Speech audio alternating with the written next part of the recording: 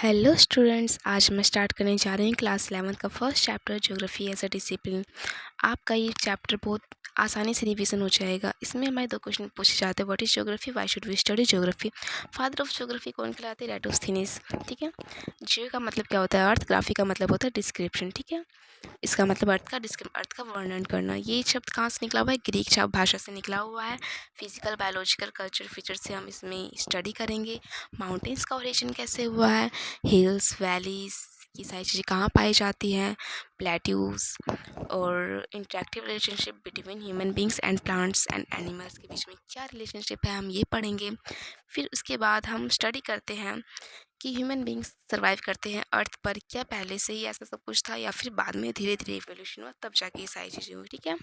Interior of the earth के interior के बारे में हम पढ़ेंगे, कितने कोर होते हैं। फिर उसके बाद हम स्टडी करेंगे parts of river, ocean, seas, coastal areas के बारे में। हम इस पूरी बुक में फिजिकल ज्योग्राफी पढ़ेंगे। ठीक है। Plants, animals, mountains, plateau, river, class 11 के। फिर क्लास 12 में हम पढ़ेंगे ह्यूमन ज्योग्राफी। हमारे पास दो अप्रोचेस होते हैं, रीजनल और सिस्टमैटिक।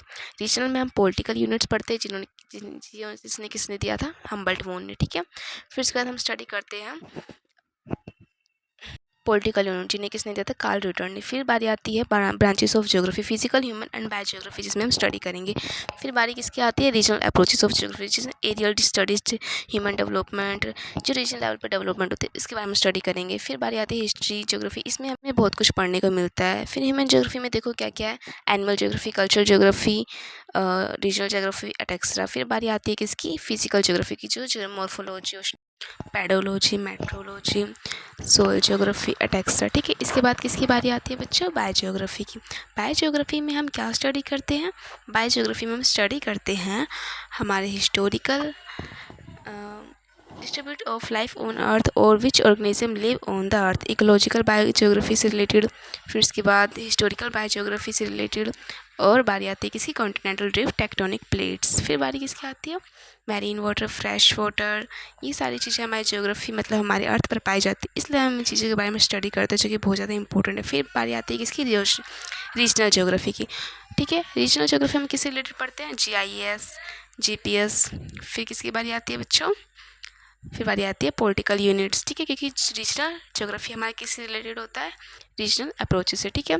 डिफरेंट लेवल की हम इंफॉर्मेशन कलेक्ट करते हैं किसमें? रीजनल अप्रोचेस में। ठीक है। अब किसकी बारी आती है बच्चों? इसमें हम और क्या क्या पढ़ते हैं? इसमें हम स्टडी करते हैं smart cities, urban planning, navigation, health care. ठीक है। अब देखो, latitude, longitude, elevation, visualization of data collected from its. GIS की फुल फॉर्म क्या होती है? Geographical information system. फिर किसकी? इसमें हम स्ट्रीट्स वगैरह के बारे में, कि लैंड फॉर्म्स कैसे का फॉर्म करती है, टेक्टोनिक प्लेट्स, इन सब चीज़ों से हम रिलेटेड इसमें स्टडी करते हैं। फिर किसकी बारी आ जाती है? अब हमारा लास्ट टॉपिक है physical geography and its importance. Physical geography की इंपॉर्टेंस क्या होती है?